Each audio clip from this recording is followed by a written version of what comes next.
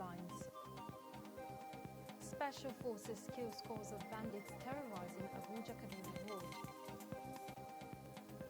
Niger communities threatens a legal action against federal government over unpaid compensation of Zungeru Dam. Late Brigadier General Zama Zurkushi and 7 others buried in Yola. And on the foreign scene, Japan to step up defense amid China-North Korea threat. Hello and welcome to the news updates on Trust Television. I am Martia Umar.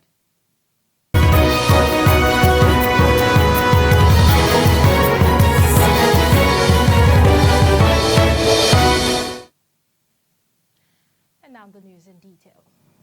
Special forces of the Nigerian military have chased dozens of bandits and other criminal elements to their hideouts in Kaduna Forest and killed them. Report from Vanguard said the onslaught on the men of the underworld followed their nefarious activities along the ever-busy Abuja-Kaduna highway, which had constituted a serious security threat and unnecessary nuisance to innocent travelers.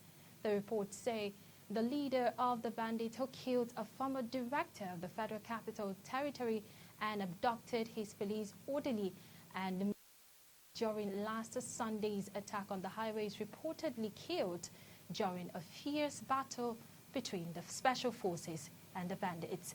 Meanwhile, there's no report of kidnap incidents along the highway within the last 24 hours, even as combat-ready security agents were seen on motorbikes and other vehicles heading to the forest in search of more bandits. An official statement on the development from the police in Kaduna is yet to reach journalists. And hundreds of commuters expressed concern over movement of vehicles on Kaduna Zaria Highway, which came to a standstill on Saturday. The commuters had a harrowing experience waiting for long hours on the road, following checkpoints mounted by security officials, while some vehicles also broke down on the road, further adding to the gridlock. In an interview, some of the commuters said they are heading to Zamfara and expressed fear to travel at late hours because of the insecurity. Kaduna Zaria Highway is a gateway for motorists traveling to Kano, Jigawa, Katsina, Zamfara and Sokoto states. German construction giant Julius Berger is awarded the contract to reconstruct and expand the road. Elsewhere, 2 element Nigerians had preferred ways of ending persistent abductions of travelers on major highways in the country. Gunmen abducted travelers on the highway on Sunday, Monday, Tuesday and Wednesday, just as 6 people were abducted on Abuja-Lokoja Highway. Professor Usman Yusuf and Benga Hashim believes that engagement is what required to incentivize some payment and also absolute use of a military power. The report. Kaduna Abuja has become highway to hell. They have not been able to secure this highway in the last 6 years. A nation that has standing military and standing police force cannot secure a highway of 166 kilometers, a vital route from 9 states and Niger Republic and Benin Republic. This is a shame. We must do better. We are not doing as we need to do. There were 300 female soldiers that were brought with all the fanfare. Where are they? We must do better. There are 3 main villages along that place that are troublesome: Jere, Katari, and Rijana. You mean we cannot dominate this place? Did we not see our security force dominate Anambra State for their election? So protecting the ballot box is more important than protecting people. So government needs to do more, and it's not doing as it needs to do. Banditry is a social problem. There is a role for the military. There is no military solution to this. We should have developed the capacity of our special forces to be able to rescue people that are abducted at minimum casualty, apprehend the perpetrators. So this is to complement these bombardments that you are seeing and all that. Those are kinetic action, but you also need some police actions where people who do these kind of things can be identified, in communities and punished adequately. Once kidnappers see that when they kidnap, you don't have to pay ransom before people get released, there will be no incentive for further kidnapping. This will reduce, progressively. So it's very important for us to have our special forces trained, and this is something that I believe should be, on the front burner for government. And still on security issues, Niger State government says at least over 151,380 people, mostly peasant farmers, were displaced by the activities of bandits in the last 2 years in Niger State. The secretary to the state government, Ahmed Matani, stated this while addressing a press conference in Minna. He said the state's emergency agency compiled the figure. It could be higher, as many displaced persons who took refuge with their relatives could not be captured in the displaced persons register. He said although the state has 2 official permanent internally displaced persons camps, most of those registered were temporary camps opened following incidents of attack, adding that the state has spent over 300 million naira on the displaced persons within the period, while individual donors and the Federal Ministry of Humanitarian Affairs also expended millions of naira in support. And no fewer than 120 members of the Civilian Joint Task Force, hunters and vigilantes have been trained on mine risk education by the Northeast Development Commission and EDC in collaboration with Make Safe Humanitarian Safety Service, an NGO. Speaking at the end of the 3-day training exercise in Yola, the executive officer of Make Safe Humanitarian Safety Service said that the program was an integral part of President Muhammadu Buhari's administration's safety plan for the Northeast.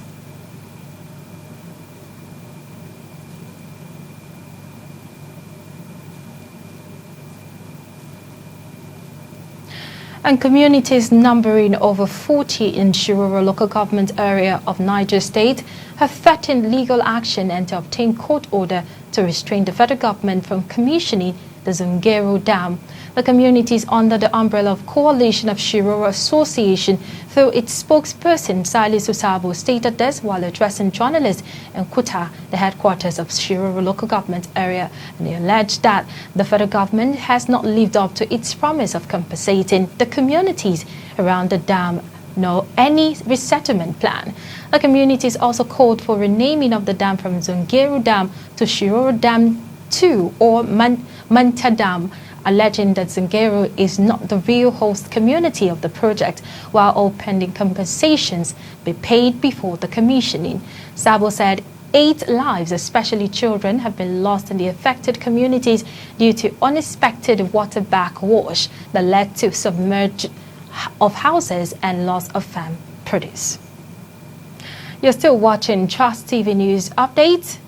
Coming up after the break. Farmers struggle to harvest produce amidst fears of insecurity. There's many more after the break. Just stay with us. Get latest updates on current topical issues and breaking news by downloading the Trust TV mobile app on your Android devices. Go online, click Google Play Store, search Trust TV, install the app, and get doses of unfiltered information on happenings all over the world in your pocket. Trust TV, documenting the Nigerian story.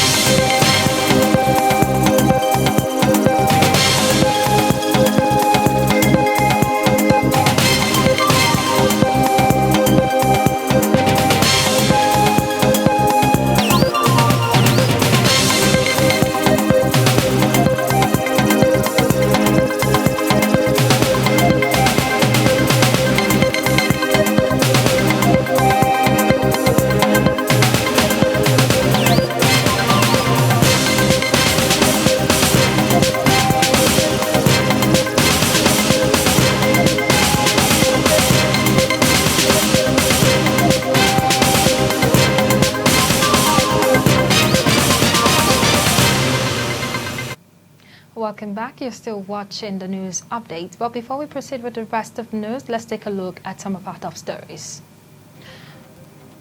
We told you earlier that special forces of the Nigerian military have chased dozens of bandits and other criminal elements to their hideout in Kaduna Forest and killing them.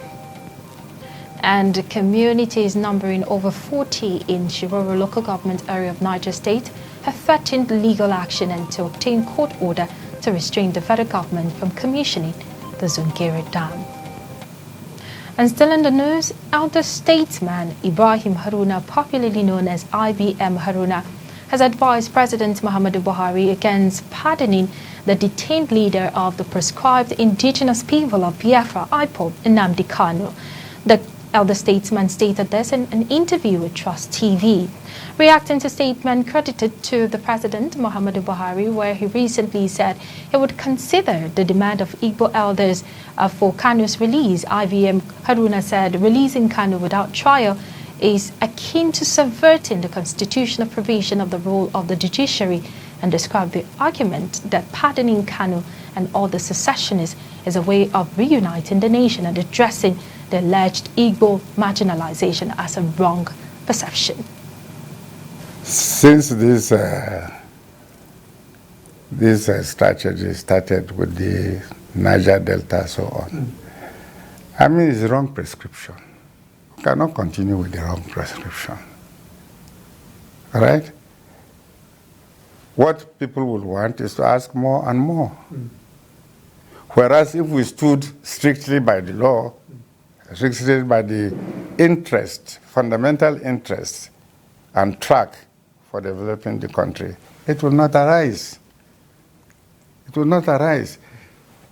These things continue to arise because government lacks either the authority or the proper use of the big stick of the law, and to rally people around the essentials of growing and developing a nation state.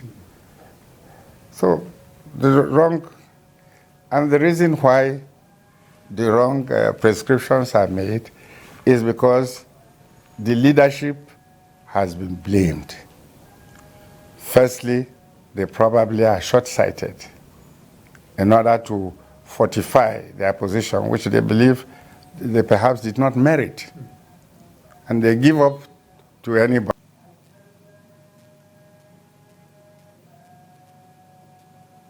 Meanwhile, Northern Consensus Movement, NCM, has called on President Muhammadu Buhari to ensure justice and the rule of law to prevail in determining the fate of the leader of proscribed indigenous people of Biafra, IPOB, Nnamdi Kanu, which is before the court. The president of the group, Awal Aliyu, made the call during a press briefing in Abuja while reacting to recent visit by some prominent Southeast leaders who requested the release of Kanu. He said the president's intervention will encourage ethnicity and further fuel ethnic crisis. Lost, properties destroyed, more than almost 200 security personnel were killed, government properties destroyed, individual properties destroyed. Yet, Igbo leaders didn't consider to go to visit the president in an issue that will bring Nigeria together to discuss Nigeria, to discuss the future of Nigeria, to discuss the development of Nigeria. Instead, they are going to request for president to release someone who has committed treasonable felony against the Nigerian state, who has been the cause of loss of lives and property of innocent security personnel that are doing lawful duty for the protections of lives and property of the Federal Republic of Nigeria, the killings of innocent Nigerians, most especially Nigerians from the northern part of Nigeria who were in the southern part in the name of lawful business. Nnamdi Kanu instigated the killings and destructions of lives and property. Every Nigerian is aware of the Biafra radio. Every Nigerian is aware of the kind of broadcast Nnamdi Kanu have been having and the instigative statement.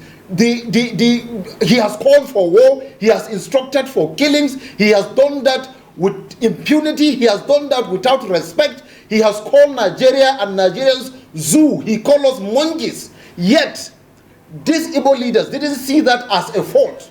They are going to the federal government to demand that Nnamdi Kanu be released just like that unconditionally in the name of whatever they think. For as long as the president deems it fit to provide that opportunity for the Igbos to go and begin to demand for Nnamdi Kanu, there are so many other northerners that were arrested in issues that is not even as close as that of Nnamdi Kanu. But no northerner has ever gone to the president to request for the release of those people, because we know the law, we believe in the law, we respect the law, and we are allowing the law to take its course on anybody that commit whatever kind of crime.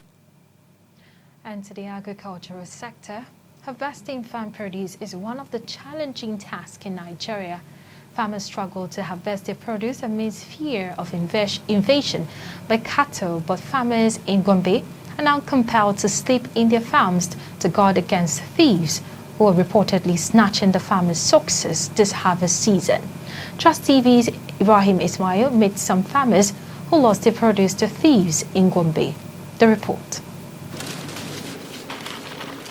Harvesting period is a time for farmers to smile as they take home the fruit of their labor, signaling the end of farming activities at the end of the season.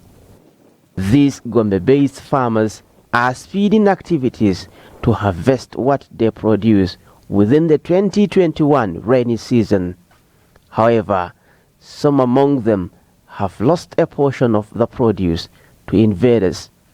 So overnight, or early in the morning, or late evening, they will come in your absence and harvest your own produce.